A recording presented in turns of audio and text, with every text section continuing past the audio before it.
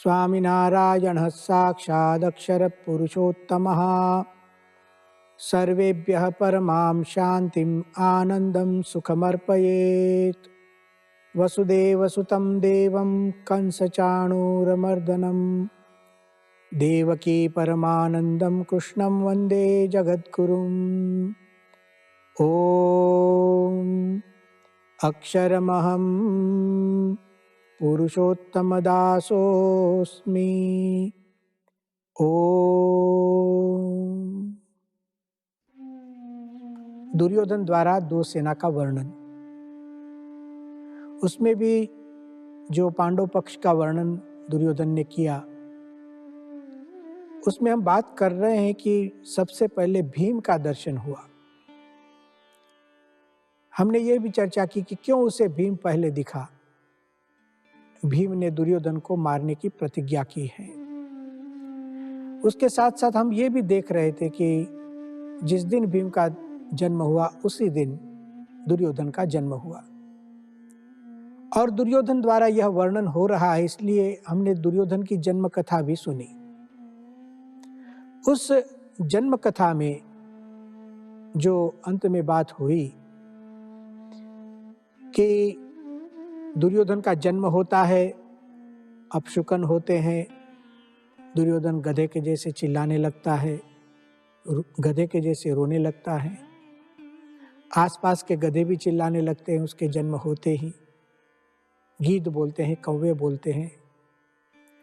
और जब उसकी कुंडली निकालने के लिए कहा जाता है धृतराष्ट्र के द्वारा, तब पंडित सब मौन हो जाते हैं। और उस वक्त विदुर जी ने कहा था, यदि आप संपूर्ण कुल की इच्छा, यदि आप संपूर्ण कुल को बचाना चाहते हो, त्यजेद एकम कुलस्यार्थे, तो इस एक दुर्योधन को छोड़ दीजिए। संकेत है उसके त्याग में। ऐसे तो लिखा नहीं है कि उसको मार दीजिए, लेकिन त्यजेद एकम कुलस्यार्थे, भले ही आपको 100 में से एक कम पुत्र होगा, लेकिन सबकी रक्षा के लिए, यहाँ उसको मारने न मारने की चर्चा नहीं, लेकिन कुल की रक्षा, समाज की रक्षा का प्रश्न था। लेकिन जब विदुर जी ऐसी एक सलाह देते हैं एक पुत्र को छोड़ने की, तो बड़ा गंभीर एक दयनीय दृश्य है। अब क्या करें?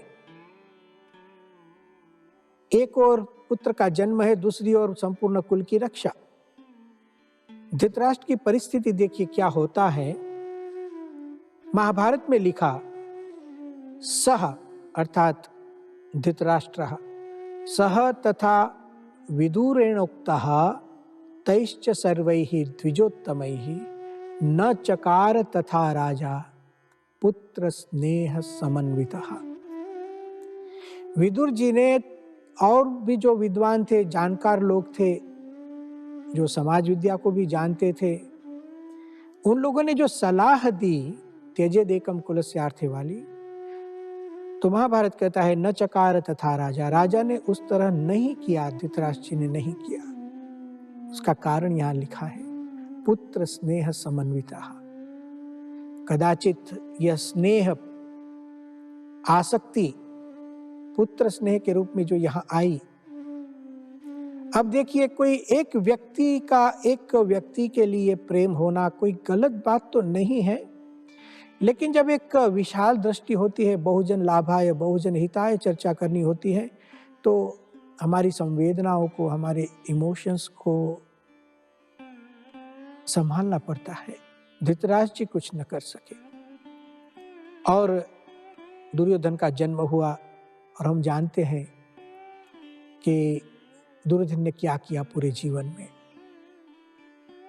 पूरे युद्ध का कारण दुर्योधन हो गए।